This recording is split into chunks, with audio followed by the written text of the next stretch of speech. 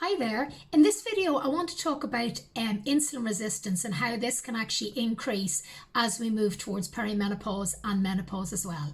So effectively what happens is that the receptors in our cells become less sensitive to insulin, which means that when insulin is trying to bring sugar from the bloodstream into the cells to be used for energy, is that the cells become less receptive.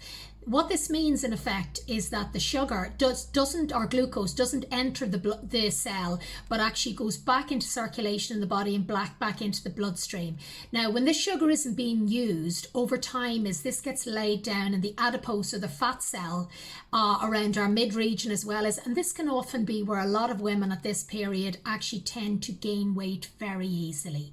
So what can we actually do through diet to ensure that we maintain sensitivity to insulin, to ensure that the glucose that we are eating from carbohydrates is getting into our cells?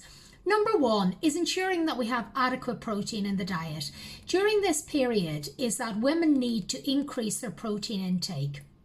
So I would say as you're increasing your protein intake up to about 1.3 to 1.4 grams per kilogram of your weight.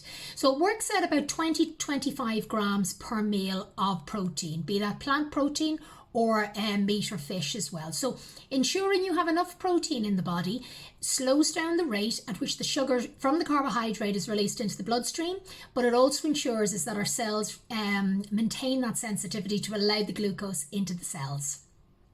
Number two is actually exercising, so moving your body to build muscle and to burn fat as well.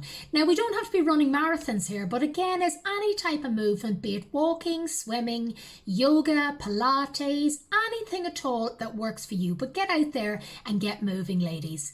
Number three is intermittent fasting. So perhaps even thinking about, having a fasting window overnight where perhaps you finish eating at maybe 7 or 8 o'clock in the evening and you mightn't start eating again until maybe 9 or 10 in the morning. Again, it gives the body a bit of rest as well, but it also helps to increase our sensitivity to insulin to the cells as well.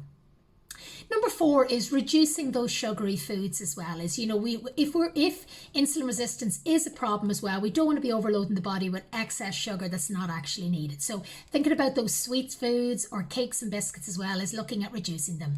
And number five is magnesium. Magnesium is one of these wonderful nutrients as well and minerals as well as that has multifunction in the body as well. But it is a wonderful mineral for actually helping us to maintain that sensitivity to insulin as well. So if you're not getting it from your foods, think about supplementing it as well from a good, well-known supplement brand as well. So they're my top 5 tips to help you to maintain good sensitivity to insulin as well, to help with energy, to help with weight loss, and to help with an all-rounded good health during the menopause.